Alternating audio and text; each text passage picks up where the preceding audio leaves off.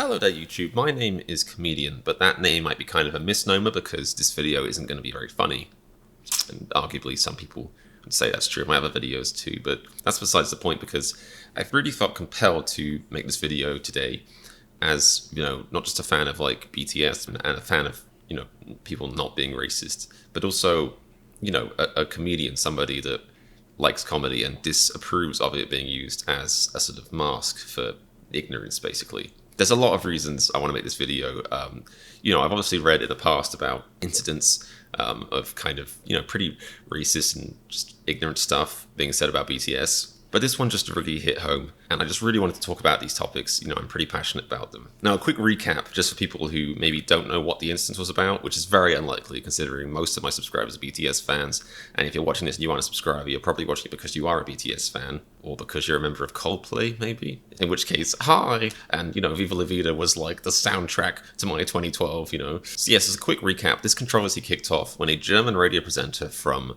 a radio station called Bayern shared his reactions to BTS's cover of Fix You by Coldplay from MTV's Live Unplugged. It seems he started out by comparing BTS to the COVID-19 virus, saying that BTS themselves are just as shitty a virus as COVID and that hopefully there will be a vaccine against them soon. Now it seems, some part of his brain immediately realized that what he said was actually racist because he immediately started to say how not racist it was by saying that you can't call him a racist because he has a South Korean car, which might actually be Japanese in hindsight, and that Korea rules.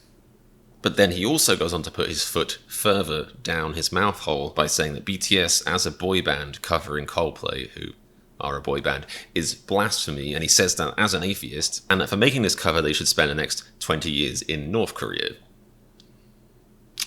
So yeah, there's a lot to unpack there, but I'll try and start. Now the biggest problem with what he's saying is that regardless of whether he realized it or not, and I'll speak on his intent later and also whether that intent even matters, but regardless of whether he realized it or not, by comparing BTS to coronavirus, he's tapping into like an ancient, just age-old string or racism theme, a deep, rich vein of racism, shall we say, which has existed for literally forever. I mean, the colloquial term for it is yellow peril, which I believe comes from, the original instance of it, which, if you go on the Wikipedia article about yellow peril, these stereotypes we're talking about, the definition is here. The racist ideology of the yellow peril derives from a core imagery of apes, lesser men, primitives, children, madmen, and beings who possess special powers, who are cultural representations of colored people that originated in the Greco-Persian Wars between ancient Greece and Persian Empire. Centuries later, Western imperial expansion adduced East Asians as the yellow peril.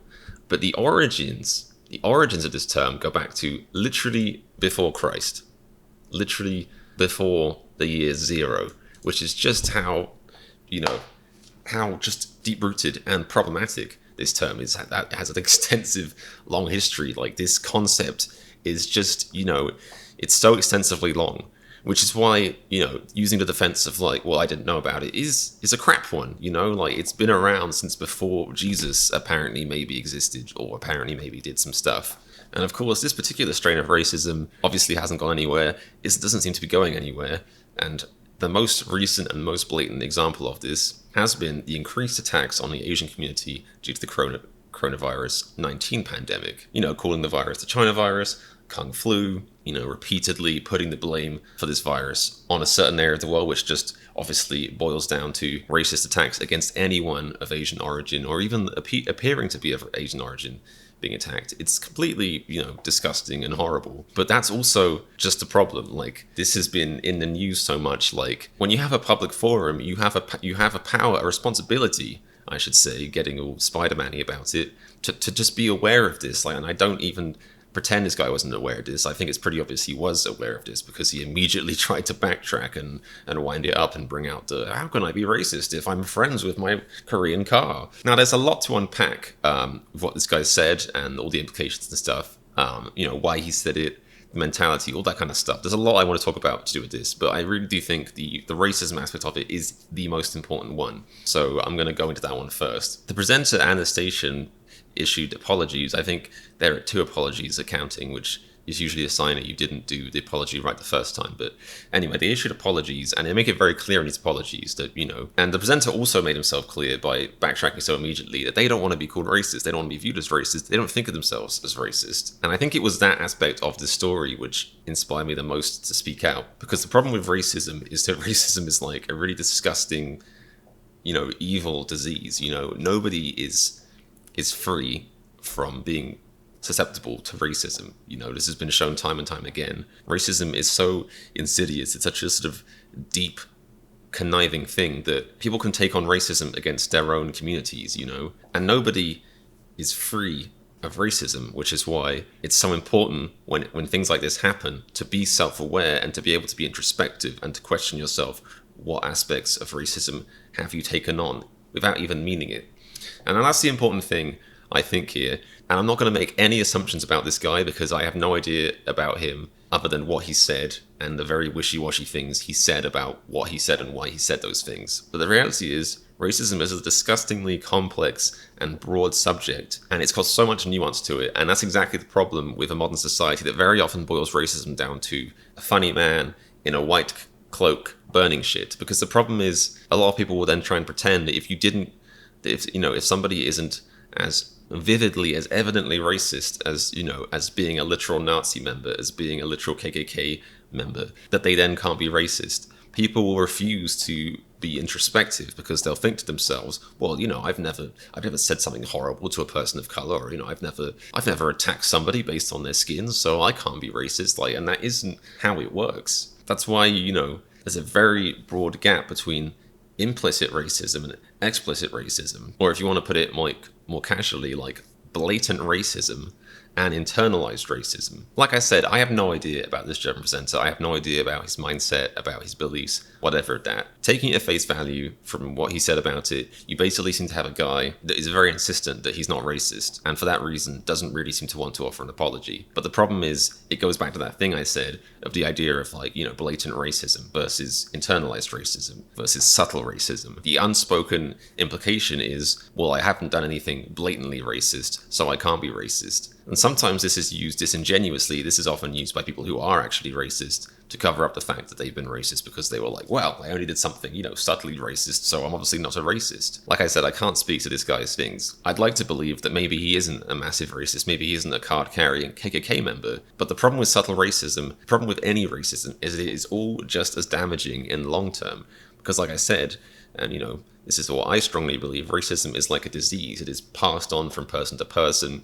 Teaches people to feel a certain way, to act a certain way, without ever necessarily having to analyze why they think and act these ways. So even if you pass on light-hearted racism, if you pass on mild racism, you are doing just as much damage down the line if you never stop to ask yourself why you're doing that, if you never stop to analyze your own behavior and maybe attempt to change it. So it's very possible that this guy isn't an old-fashioned racist. This guy isn't actually, the worst kind of person, not a potential future grand wizard, but it's almost kind of irrelevant if he doesn't have the self-awareness to think, well, what aspect of what I did was wrong, even if I didn't do something so blatantly wrong that I can't ignore it. Like, did I still do something wrong?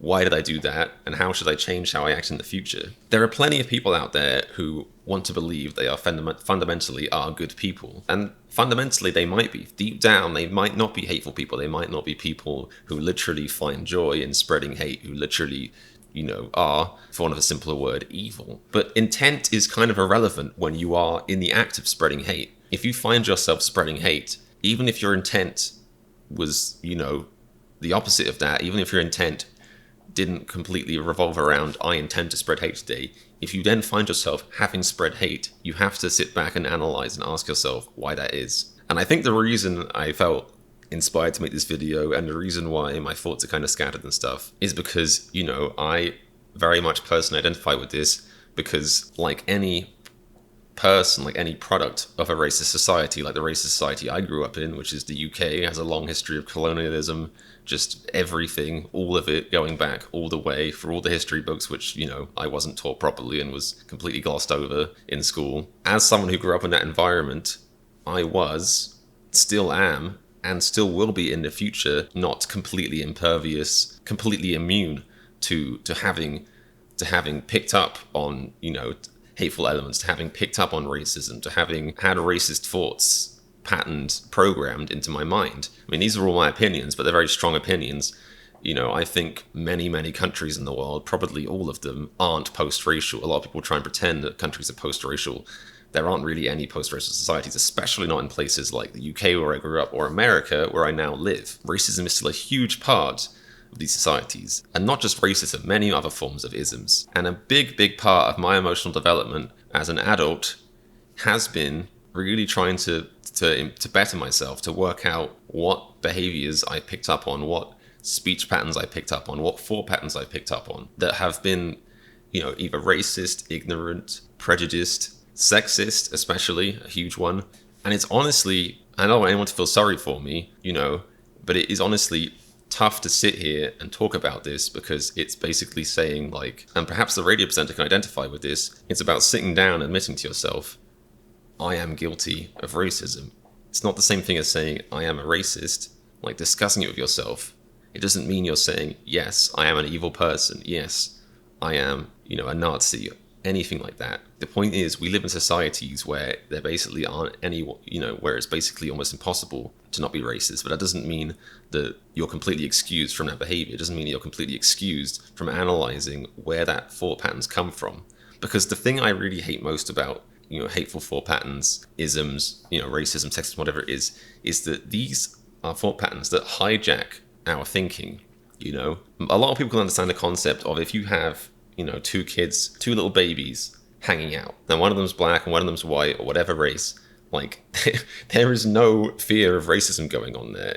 It's one of those concepts people can understand because it's such a basic thing. Everyone understands because they've seen it in action. Like, babies aren't judgmental. It's only once we start to be influenced by our environment that we start to have these views. Because, like I said earlier, racism isn't black and white like that. It's not it's a spectrum. It's far more complex than yes or no. You can fundamentally be the nicest person and still pick up and spread on, racist patterns of behavior. And the reason it can be so hard to admit this to yourselves and to actually talk about it and be introspective is because, for all of humanity's other flaws, we have at least succeeded in making racism a very huge taboo. Less so with sexism, ableism, other stuff. But racism in most societies is a very huge taboo. Even people who are actually racist don't like being called racist. Like, they get very cagey about it because they know that it automatically makes you the villain. It automatically makes you the bad guy, which is also part of why it's so hard to admit to yourself, if you have been racist. Which is why, as weird as it sounds, there's a big difference between engaging in racism or spreading on racist behavior and actually being a racist, as in actually being a card-carrying, horrible person. And as I was saying earlier, I know this from experience, and I'm sure a lot of you can say the same, for the experience of growing up, and hearing racist jokes, hearing racist mindsets repeated. In the community I grew up in, completely homogenous countryside part of the UK, where if you get a tan, you might as well become a new species. Like, it's very white there, which is why people feel comfortable just being racist. And again, these are people that might not be completely hateful in their hearts, but, it's that old logic of like, well, no one's going to hear this, no one's affected by this, so I'll say it. But the reality is, like I said, racism is a disease. Okay, so you told a racist joke to a group of white people. Big deal, right? Well, actually, yeah, it is a big deal, because those people are going to think that behavior is okay, and they're going to keep telling it, and eventually that attitude is going to get back to the people it actually affects, the people it actually victimizes. And the reality about racism is that it victimizes everyone it touches. And I don't want to go on about this too much, because I don't want us to be here like, oh, I'm a victim because I grew up hearing racist stuff and then I repeated it, which makes me feel bad. I mean, everyone is victimized by racism because racism deprives ordinary people who don't have hate in their hearts the chance to be around, the most people possible without being weird, the most people possible without having prejudices, without prejudging people, without clouding their judgment, without making things unnatural and strange for no reason. So obviously the biggest victims of racism are the ones it is directed at. But in the process, everyone loses. No one wins. So this is exactly the problem with not being able to be introspective. Now, I've spent my adult life trying to become more introspective, and this isn't something you can do overnight. I've still got plenty to work on, because society still has plenty to work on. Society is so far from being, a post-racial society. It's just like the people out there that talk about a post-racial society when there are people alive who literally, in America anyway, who literally remember segregation. It's It's ridiculous. Society has got a lot of self-introspection to do, which means we all individually have self-introspection to do. It's a journey I'll keep taking the rest of my life. And self-introspection, it's hard. For the reasons I was talking about earlier, it can be hard for people that fundamentally believe deep down they're good people to ask themselves, if you're a good person, why have you done something that has upset this many people? Why have you done something that has hurt these people? And the easiest answer to fall back on is, well, they're just making it up, or they're just being easily offended. They're not actually hurt, or they shouldn't be hurt. I haven't done anything wrong. Apologizing is hard for people. That's true of most people. All humans inherently have some level of ego to them. Ego is very much part of their identity. Further information, see Greek philosophy. So no one's not guilty of having an ego. No one's not guilty of finding it hard to apologize. But there are defining moments in your life when you have to really sit down and ask yourself, did I do something wrong? Like, those are the moments that really matter. They really mean something. They're really opportunities for you to better yourself as a person. And what's the point of living if not to constantly be improving? And I'm lucky to have had, in the past, friends help me on my journey of wokeness by questioning my behavior. About 7 or 8 years ago, there was a word that was part of my everyday vernacular, which I won't name, I'm pretty sure you can guess what it is, that was very ableist.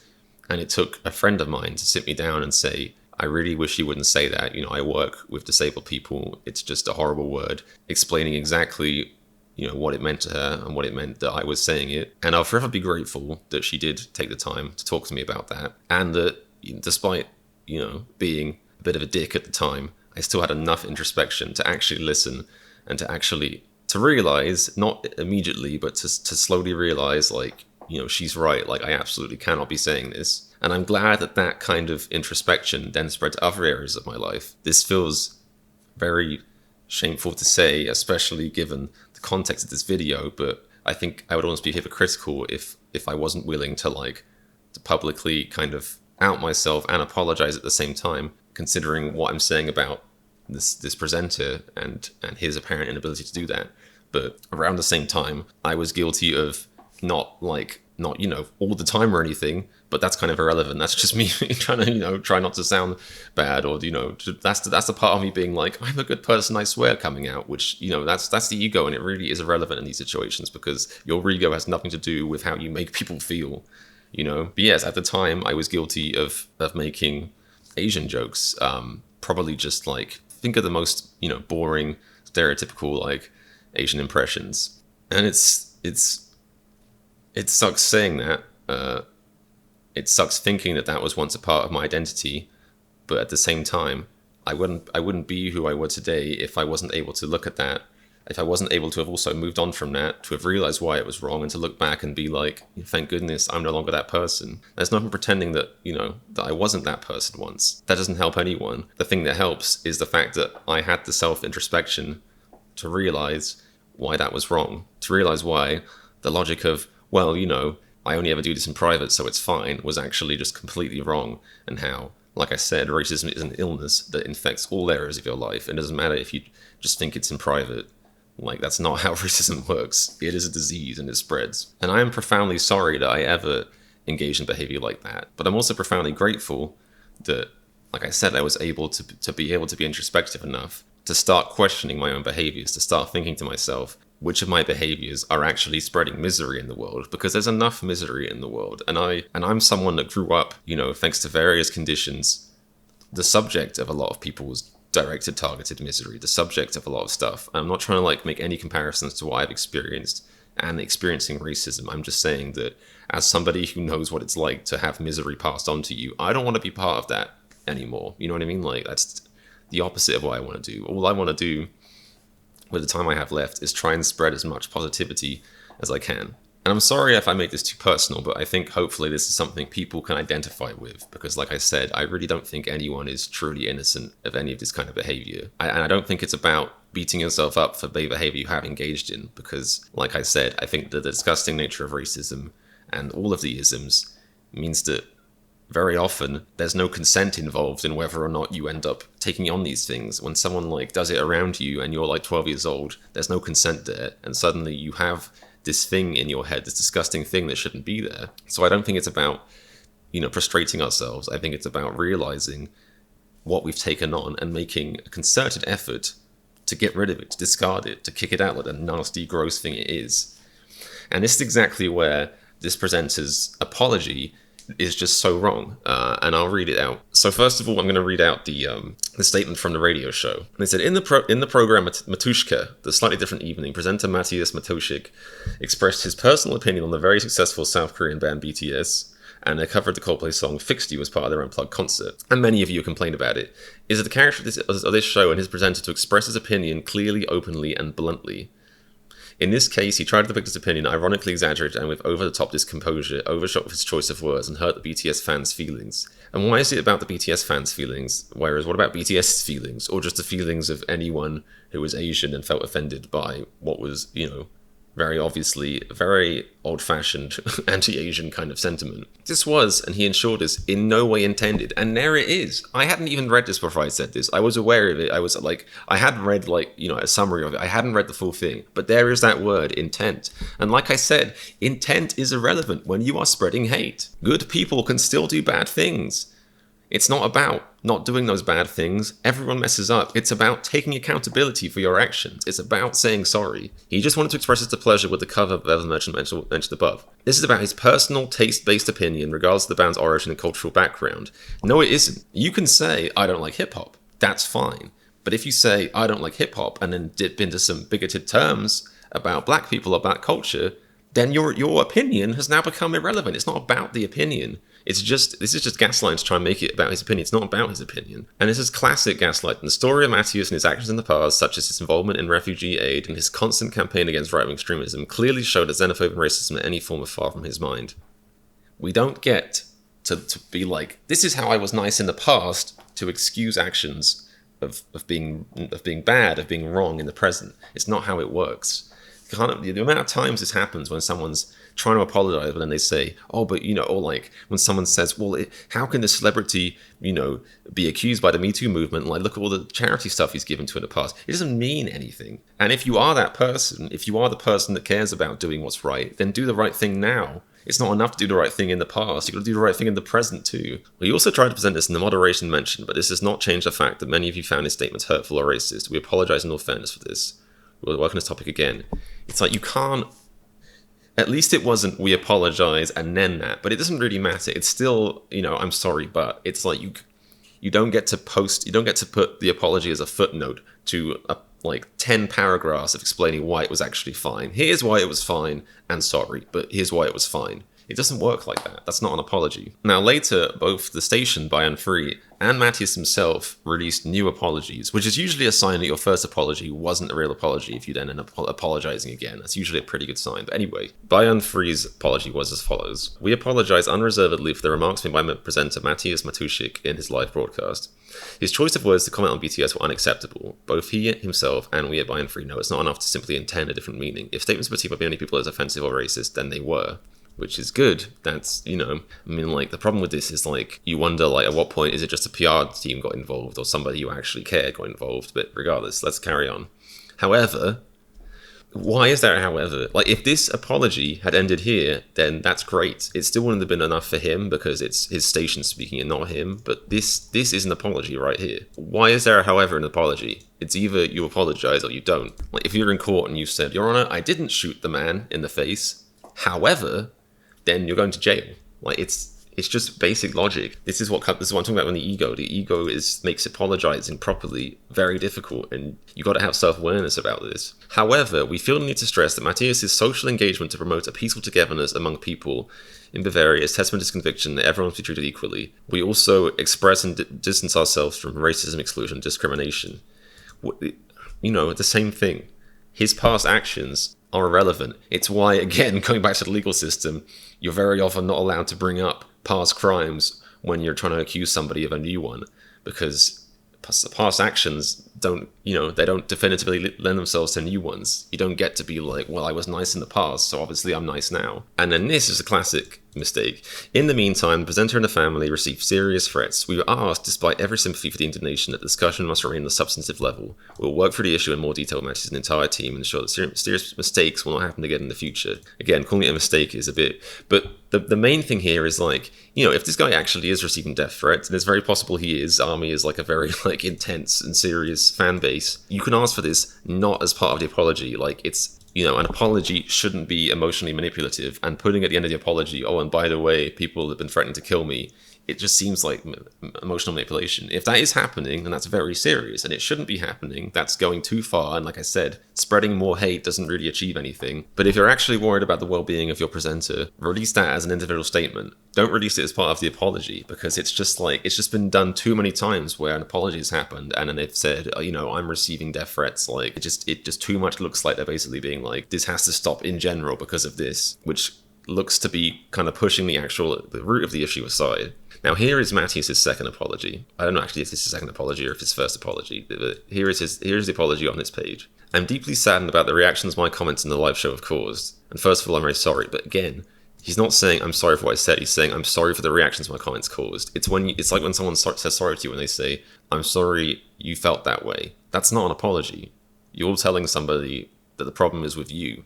You shouldn't have felt that way. I'm sorry you felt that way. And this is what he's saying. In my presentation, I was primarily annoyed by the fact that the boy band BTS covered the song Fix You by Coldplay, which I hold in high esteem, which is ironic as I'll get to later. Nationality 7 boys should not matter. Mentioning it making connection to the virus was completely out of line. I have given this a lot of thought over the past few hours, and I understand and accept that my words racially offended many of you, especially the Asian community. That was never my intention, but I realized that in the end, what matters is only how words are perceived, not how they were intended. And again, it's just you don't need any more than this. This is the apology, and then this is your ego. This is the part of you that doesn't want to think that I'm a bad person, or even as nuanced as I'm not a bad person, but I did a bad thing. This right here is that ego part, the part that doesn't want to actually get introspective. That was never my intention, but I realize matters how words are perceived, not how they're intended. It's like he's almost getting the idea of the intention thing I was talking about earlier, the matter of intent versus the reality of hate spreading hate. But then he's ruined it by talking about perception. It wasn't about how your words are perceived, and it wasn't about the intent either. It's not about either of those things. Your words were offensive. It wasn't they were perceived as offensive. They were offensive. You knew they were offensive because the second you said them, you started making a hasty non-apology about having a South Korean car. And then once again, we have the appeal to the humanity, appeal to past actions, blah, blah, blah, cabaret artists, blah, blah, blah, right-wing activities, blah, blah, blah, influx of refugees. That's the sad thing about this. If you took away, if I was being an English teacher, I'd be like, right, get rid of this is all fluff, get rid of this, and I would be left with this. I am very sorry and I would like to unreservedly apologize. I have given this a lot of thought over the past few hours and understand and accept that my words racially offended many of you, especially the Asian community. I have made a big mistake from which I will learn. I am very sorry. That is it. That is an apology. The rest is the ego. The rest is fluff. The rest weakens the apology because it shows that you haven't really had enough introspection to be able to say, I have to put my hands up. And the sad thing is and I get it, it's tough. It was very tough for me earlier to talk about how, my experiences with internalized racism in the past. That was tough. It is tough. It's always tough. Not just for the ego, but because fundamentally, ego aside, I really do try, and live my life as a good person. I really want to believe deep down I'm a good person. So it actually hurts me to think about being the opposite of that. It hurts me to think of hurting other people. I'm speaking for myself. It does, I don't know. I can't, like I said, I can't make any assumptions about this guy's mentality. But you have a good apology ruined by, 50% nonsense, 50% the ego not being able to let go and say, okay, yes, I completely did something wrong. I should not have done this. And the problem is with these non-apologies is that you don't learn properly from them. He took 2 days and then came back with this half apology, and it makes you wonder, has he actually learned what he did wrong? Or is it just that he's I think if I say this should make people go away enough and I can continue living my life exactly as I did and not ever actually stop to think, did I actually do something wrong? Am I spreading hate, or am I spreading misery? Am I spreading negativity? And if so, what can I do about it? Now, the other aspect of this whole thing that, inspired me and made me kind of connect to it a lot is the initial thing about this guy hiding behind comedy. They are always just making remarks. Oh, I'm sorry you took these remarks that way. It was just lighthearted. I very strongly believe as a comedian, it's not just on my birth certificate. I am actually a comedian in the sense that I have performed comedy. I had a short stand-up stint, a decently long sketch comedy stint about a year, and then after that, most recently, quite a few years of doing improv, very often, doing a lot of improv, occasionally part-time teaching it as well, as a substitute teacher or whatever. Despite all my massive insecurities, I still feel okay saying, I am a comedian and I know about comedy and stuff. And my take on comedy is very much that the reason comedy works, the reason comedy gets us high and makes us feel good, and the reason people will spend money on it and you can get followers for it and all that kind of stuff, is that comedy is about shocking the brain, not with, shock horror, but surprising is a better word, surprising the brain with something completely new and unexpected that makes your brain go, whoa, and you start laughing, which is why people, which is why wit is so highly sought after, which is why people that can make crazy facial expressions, are lauded, because it's things that aren't expected, it's things that are new. It's the reason why comedy is one of the most brutally fast-paced and forever moving forward industries in the creative world.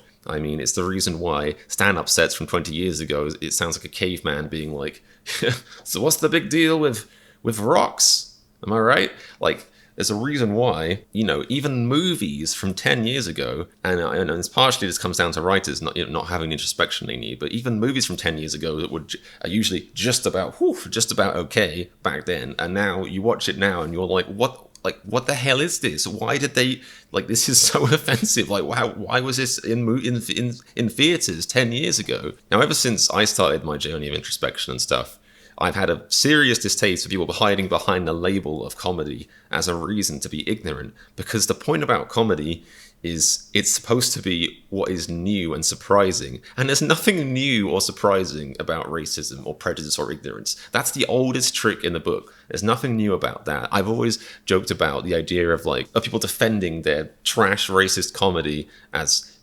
important, or as freedom of speech, or as, people not being able to take it. Because at the end of the day, it's just a lazy comedy. There's nothing new or exciting about it. Imagine one of those, imagine a host at a comedy show going on the mic and being like, next up for you, ladies and gentlemen, we got a groundbreaking racist comedian. That's right. He's got the freshest racist jokes you ever heard. He is breaking a racist ground. This is all completely new racist content you've never heard before. That wouldn't happen, because there's nothing new or exciting or anything about racism. It's the oldest, most disgusting trick in the book. And if you want to get pretentious, you could say maybe shock humor is a way of hijacking the brain's, whoa, laughter time, I'm surprised, kind of centers. But then racist shock humor is worse than that. There's no artistic merit to it. It's using hate to shock the brain. It's like, whoa, here's some hate. But aside from me being sarcastic about the method of racist, ignorant humor, whatever it is, it's the effects that are worse, because the point about comedy is to make people feel good. The reason people pay to go to comedy shows is because laughter feels good. Laughter is,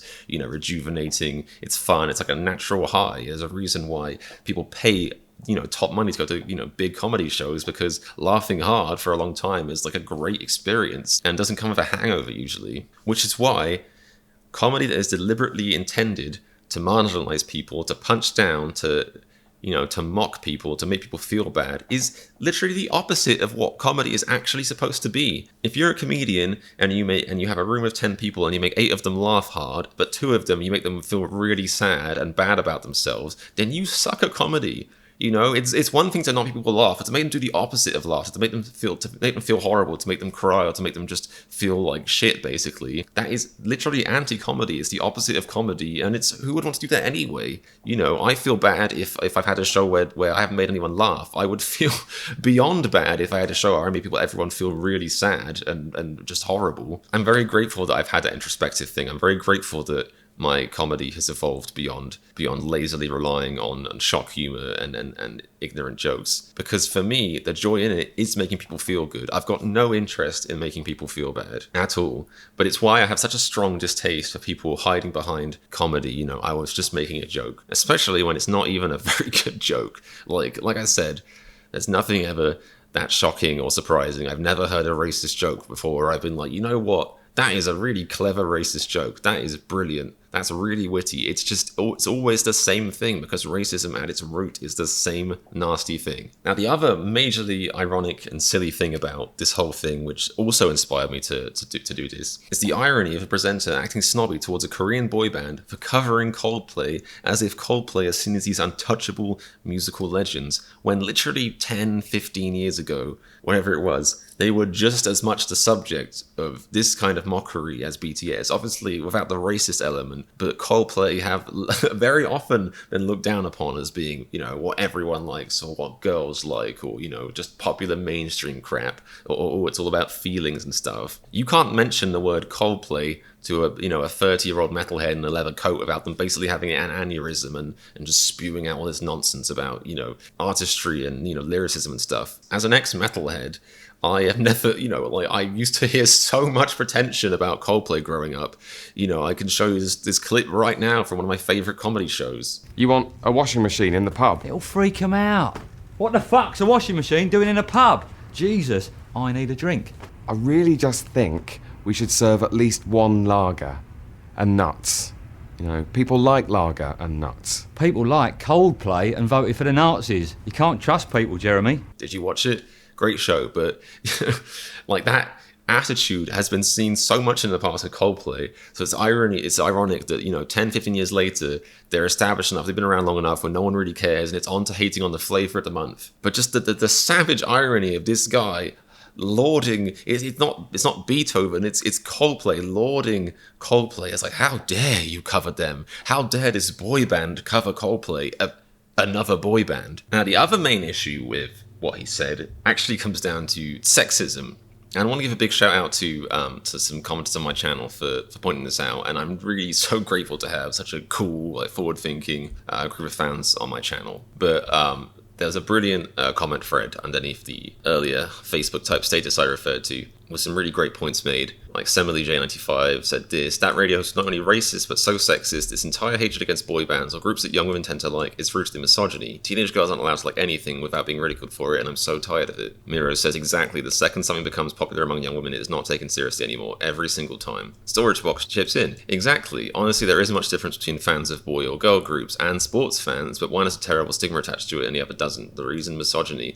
And that is such a brilliant point, and I'm not trying to take credit for it because I wasn't thinking about that angle too much, but I've definitely thought about hypocrisy in fan groups before. I think I actually have read about it too. I think someone talks about it later in this thread, but like the Beatles, for example, I got so interested in that whole story at one point. I'm not the biggest fan of their music. I think it's pretty good overall, obviously, not a controversial opinion. But I found their story so fascinating. I read their anthology and lots of stuff about it at one point in my life, and I was trying to avoid working.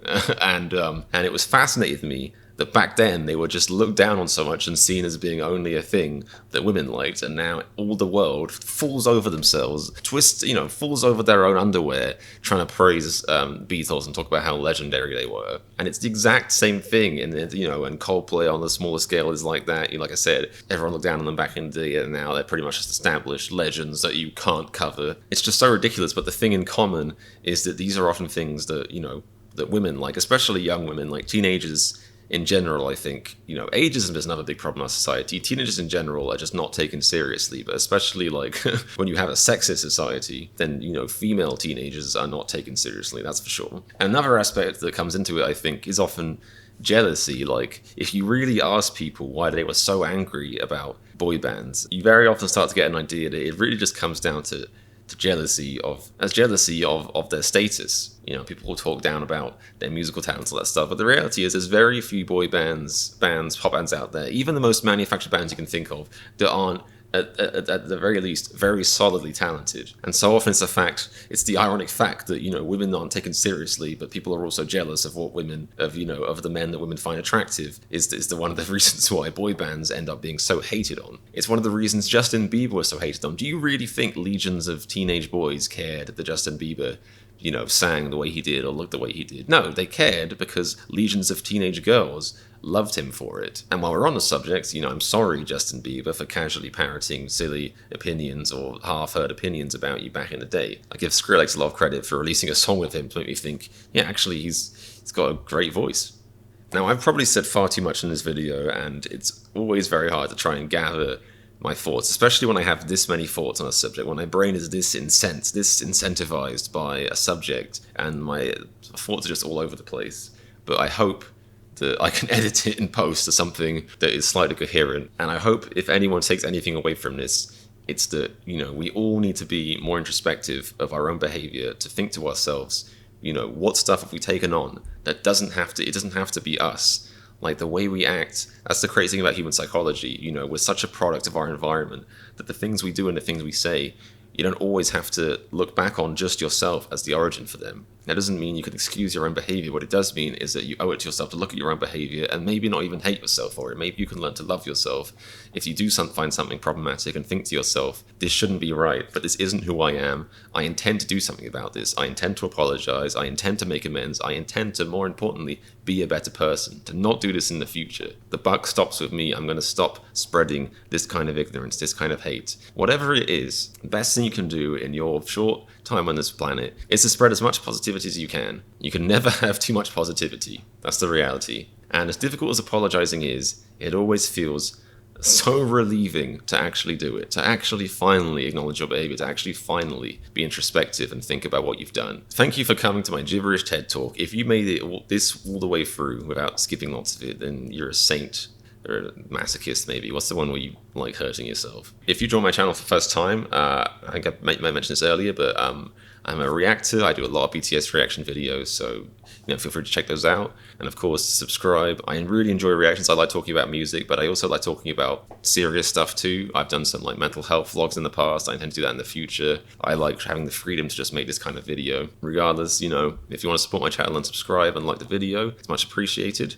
But either way, just thank you so much for watching. Thank you for listening to my completely mangled spaghetti-like collection of thoughts. The ego part of me wants to kind of say that I really hope, nothing I say is badly misconstrued or anything or quoted out of context, but that's kind of irrelevant. The most important thing is spreading that message of love and positivity, and I really hope that comes across in this video. So yeah, much love to all of you guys. Despite everything I've just talked about and despite all the stuff I think about on a daily basis, I still do fundamentally believe there is much more good than bad in this world. And I think that's important to remember sometimes. Anyway, I'll see you back here for a much more lighthearted video. Don't forget, I am going to have a reaction to BTS's cover of Coldplay's Fix You. I needed the context for it. Did I even mention this in the video? It's such a long... I mentioned so much stuff. I don't even know if I mentioned this, but this whole controversy has just seemed extra ridiculous to me, as you'll see in my reaction, because their cover is just so good. Oh, it's like, it's perfectly fine if you want to be like, chill about it, but it's really quite great, I think. Like, it's just such a, the whole thing is ridiculous. But anyway, ignorance and meanness and pretentiousness, and snobbiness always has been very silly, very ridiculous, and very unnecessary. Anyway, I'm hitting that wall now where I talk for so long that I forget how to stop talking, so just gonna, just bye.